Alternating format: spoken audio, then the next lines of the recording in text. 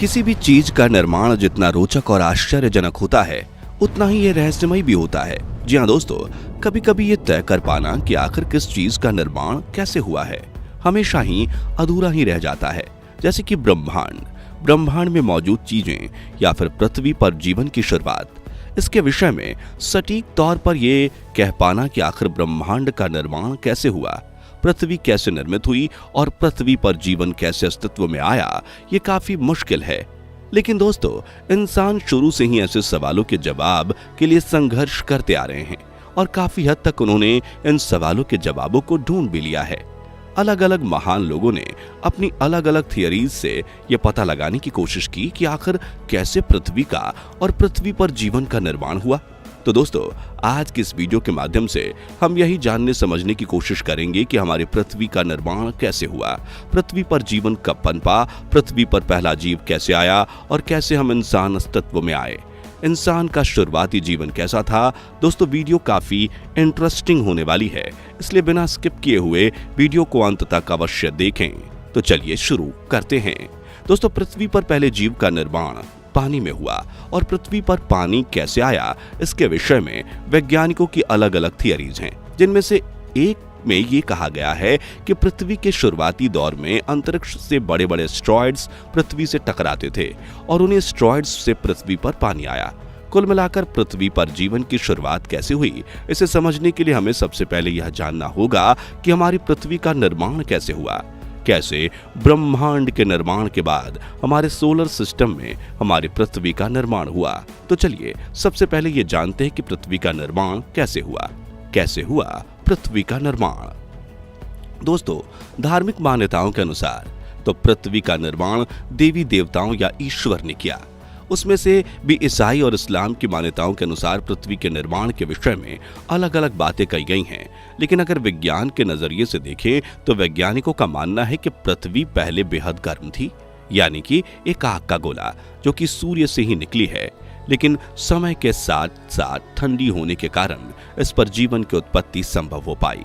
दरअसल वैज्ञानिकों का यह मानना है कि लगभग 5 अरब साल पहले अंतरिक्ष में बहुत से गैसों का एक साथ मिलने से एक जोरदार विस्फोट हुआ और उस विस्फोट के बाद एक विशाल आग के गोले का निर्माण हुआ, जिसे आज हम सूरज कहते हैं। बता दें कि वो धमाका इतना जोरदार था कि चारों तरफ धूल के कण गुरुत्वाकर्षण बल की वजह से छोटे छोटे टुकड़ों में परिवर्तित हो गए। फिर एक लंबी प्रक्रिया के तहत कई सालों तक ये कण आपस में जुड़ने लगे। सौर मंडल का निर्माण हुआ।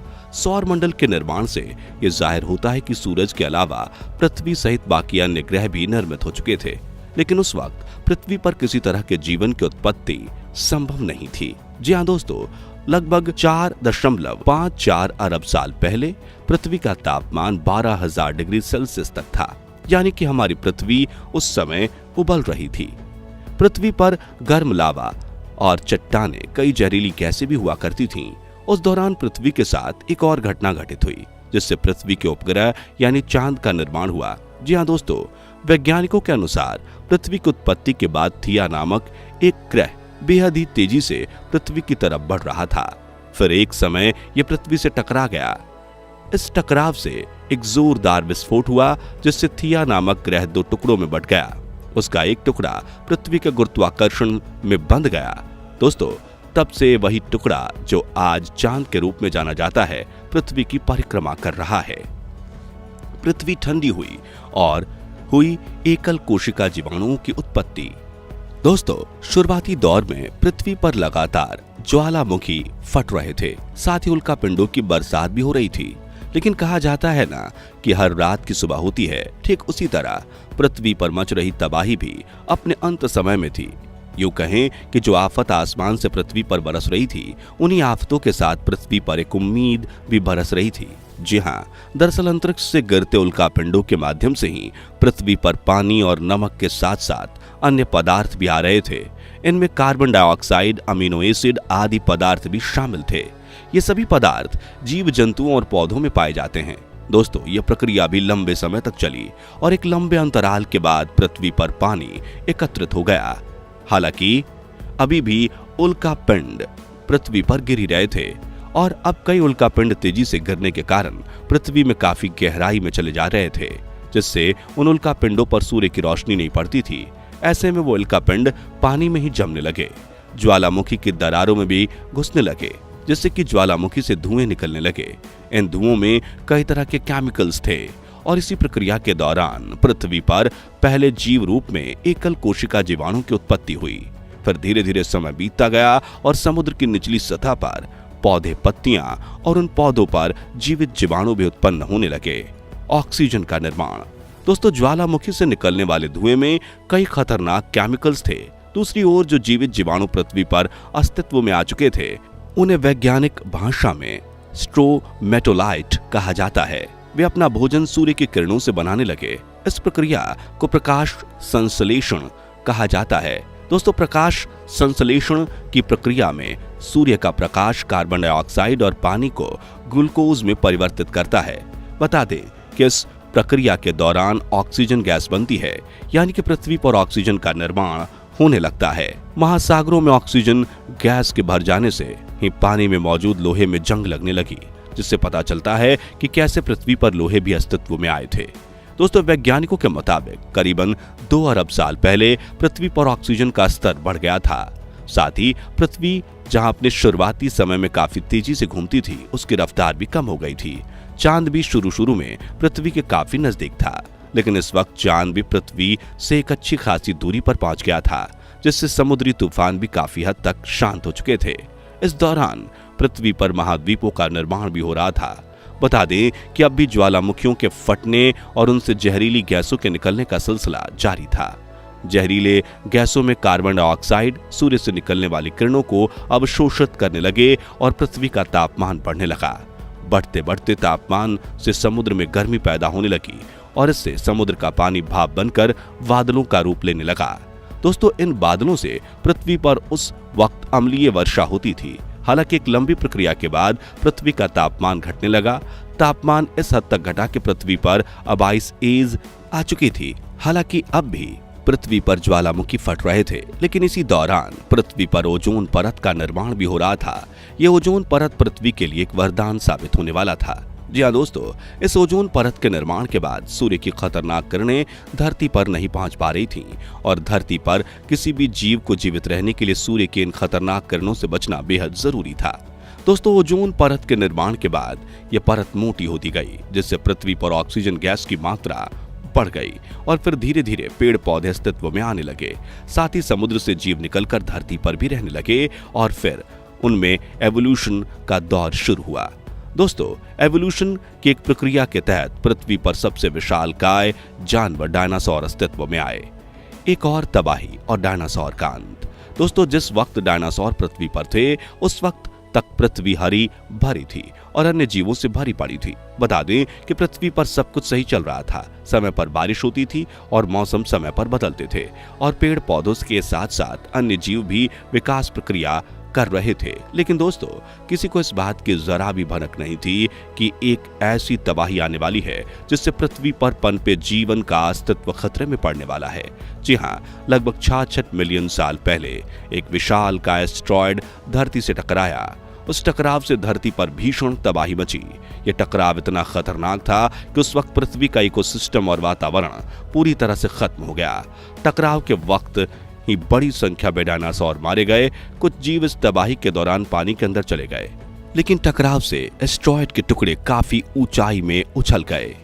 वो अब आग के गोले बनकर धरती पर बरसने लगे, जिससे बचे कुछ जीवन की भी मौत होने लगी। दोस्तों, इस टकराव में धूल इतना बढ़ गया कि सूर्य की किरणें भी धरती पर नहीं पड़ती थीं और ऐसे में समुद्र में रहने वाले जीवों का जीवन भी लगभग खत्म होने को था। धरती पर एक साथ भूकंप, सुनामी और ज्वालामुखी तांडव मचा रहे थे, लेकिन फिर इसी तबाही के बीच बचे कुछ जीवों को सरवाइव करने का मौका मिला। तापमान में भारी गिरावट आई और फिर से धरती पर बर्फ जमने लगी। बता दें कि डायनासोर के अंत के बाद जो जीव जीवित रहने में सफल हो पाए, उनमें एवोल्यूशन का दौर जारी रहा। एक लंबी प्रक्रिया के तहत, यानी कि एस्टेरॉयड अटैक के लगभग 10 मिलियन साल बाद पृथ्वी पर 3 से 5 हजार जीवों की प्रजातियां अस्तित्व में आ चुकी थीं और इन्हीं जीवों में से एक थे प्राइमेट्स, यानी बंदर जैसे दिखने वाले प्रजाति। दोस्तों, इसे इंसानों के अस्तित्व का नींव कहा जा सकता है, इंसानों के पूर्वज। दोस्तों पृथ्वी पर प्राइमेट्स इवॉल्व हो चुके थे और आगे चलकर ये दो ग्रुप्स में डिवाइड हो गए, जिनमें से एक थे एस्ट्रेपोराइनी और दूसरे थे हैप्लोराइनी।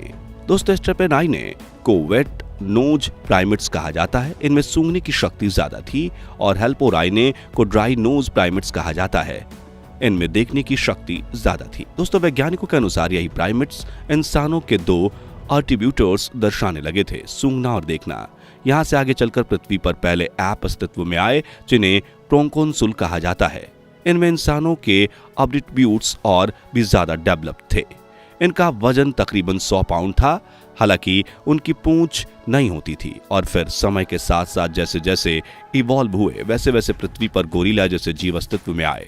तकरीबन 7 मिलियन वर्ष पहले चिंपैंजी अस्तित्व में आए और माना जाता है कि हमारे पूर्वजों के सबसे नजदीकी जीव चिंपैंजी ही थे। इसके बाद आर्डिपिथेकस नामक जीव अस्तित्व में आए। इनका ब्रेन एप के ब्रेन के आकार में जितना बड़ा था। दोस्तों यही वो पहले जीव थे जिन्होंने दोनों टांगों पर चलना सीख लिया था। लगभग 4 मिलियन वर्ष पहले आर्डिपिथेकस से ऑस्ट्रेलिपिथेकस इवॉल्व होकर अस्तित्व में आए। इनमें इंसानों जैसे एट्रीब्यूट्स और भी ज्यादा डेवलप्ड थे। ये दो टांगों पर आसानी से चल पा रहे थे, साथ ही इन्होंने अपने हाथों का इस्तेमाल करना भी सीख लिया था।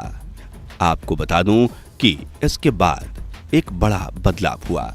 आगे चलकर यही ऑस्ट्रेलियोपिथेकस भी दो ग्रुप में डिवाइड हुए, जिनमें से एक का जबड़ा काफी बड़ा था तो दूसरे का दिमाग ज्यादा बड़ा था। बता दें कि बड़े दिमाग वाले ऑस्ट्रेलोपिथेकस ही आगे चलकर इवॉल्व हुए और फिर ये बड़े दिमाग वाले ऑस्ट्रेलोपिथेकस ही होमो नामक जीव में इवॉल्व हुए।